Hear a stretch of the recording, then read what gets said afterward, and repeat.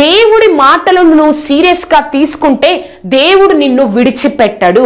అవునండి, మనము దేవుడి యొక్క మాటలను మనము సీరియస్గా తీసుకున్నట్లయితే, మనం దేవుడి యొక్క మాటలను మనం సీరియస్గా తీసుకుంటే దేవుడు విడిచిపెట్టాడు. నోవాహు దేవుడు చెప్పారు, నోవాహుకి ఏమని చెప్పారంటే, నోవాహు నువ్వు ఓడని కట్టాలి, అంతేకాకుండా వర్షం వస్తుంది, 40 రోజులు 40 రాత్రులు వర్షం వస్తుంది. ఈ 2 మాటలే దేవుడు చెప్పారండి నోవాహుకి. ఆ నోవాహు ఆ 2 మాటలను ఎంతో సీరియస్గా, ఎన్ని సంవత్సరాలు తెలుసా, 120 సంవత్సరాలు ఆ మాటలను సీరియస్గా తీసుకున్నారు. జల ప్రళయం తరువాత నోవాహు కుటుంబాన్ని దేవుడు విడిచిపెట్టలేదండి.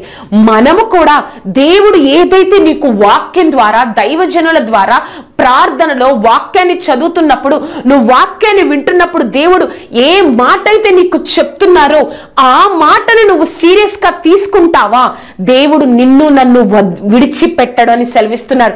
ఈ అబ్బాయిని వదిలే, ఈ అమ్మాయిని వదిలే, నీ జీవితంలో ఈ విధంగా ఉండు, ఈ విధంగా నీ జీవితాన్ని కొనసాగించుకో అని దేవుడు ఎప్పుడైతే నీకు మాటలు చెప్తా ఉన్నారో ఆ మాటను నువ్వు చాలా సీరియస్గా తీసుకొని, ఒక గొప్ప సృష్టికర్త నాతో మాట్లాడుతున్నారు, అక్కడున్న దైవజనులు కాదు, అక్కడున్న మనుషులు కాదు, నాతో దేవుడు మాట్లాడుతున్నారు కాబట్టి నేను ఆ మాటను సీరియస్గా తీసుకుంటానని నువ్వు ఎప్పుడైతే ఆ మాటకు విలువిచ్చి అది నెరవేర్చడం కోసం ప్రయత్నాలు చేస్తావో, నోవాహులాగా దేవుడు నిన్ను నన్ను సిగ్గుపరచడు, విడిచిపెట్టడండి. విన్నారు కదా, దేవుడు నీకు చెప్తున్న మాటలను నువ్వు సీరియస్గా తీసుకోవాలి అని ఈరోజు దేవుడు అబ్రహాము జీవితం ద్వారా, ఇశ్రాయేలు ప్రజల ద్వారా, నోవాహు జీవితం ద్వారా మనందరికీ జ్ఞాపకం చేశారు.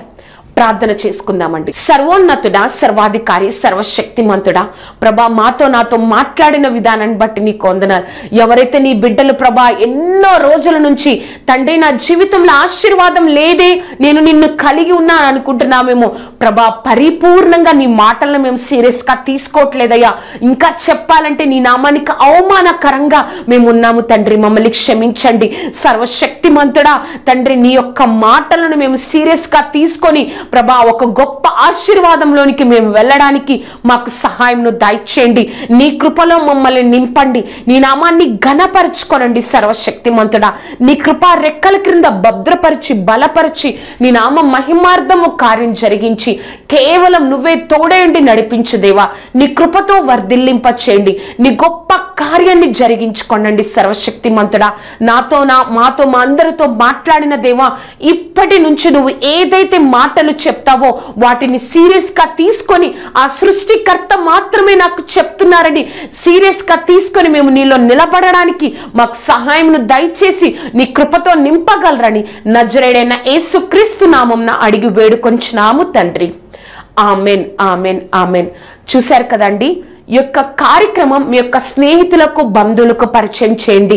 ఈ యొక్క కార్యక్రమం ద్వారా మీరు ఆశీర్వదింపబడుతున్నట్లయితే అనేక మంది నా గురించి, ఈ కార్యక్రమం గురించి ప్రార్థన చేయండి. దేవుడి యొక్క మాటలను మనం సీరియస్గా తీసుకున్నట్లయితే మనం ఈ లోకంలో ఏ విషయంలో సిగ్గుపరచబడక్కర్లేదండి. కొన్ని సంవత్సరాల తర్వాత అనేక మందికి ఒక ఆశీర్వాదకరంగా మనల్ని చెయ్యడం కోసమే ఆ గొప్ప దేవుడు ఈ రోజే కొన్ని సంవత్సరాల నుంచి, కొన్ని నెలల నుంచి నీతో కొన్ని మాటలు మాట్లాడుతున్నారు. ఆ మాటలను నువ్వు సీరియస్గా తీసుకోవాలి. ఏ విధంగా అయితే అబ్రహాము, ఏ విధంగా అయితే ఇశ్రాయేలు ప్రజలు వారి మధ్యలో తప్పులు చేసే ఆశీర్వాదాన్ని పొందలేకపోతున్నారో ఆ విధంగా కాకుండా దేవుడి యొక్క మాటలను మనం సీరియస్గా తీసుకొని అనేక మందికి ఆశీర్వాదకరంగా ఉందాం.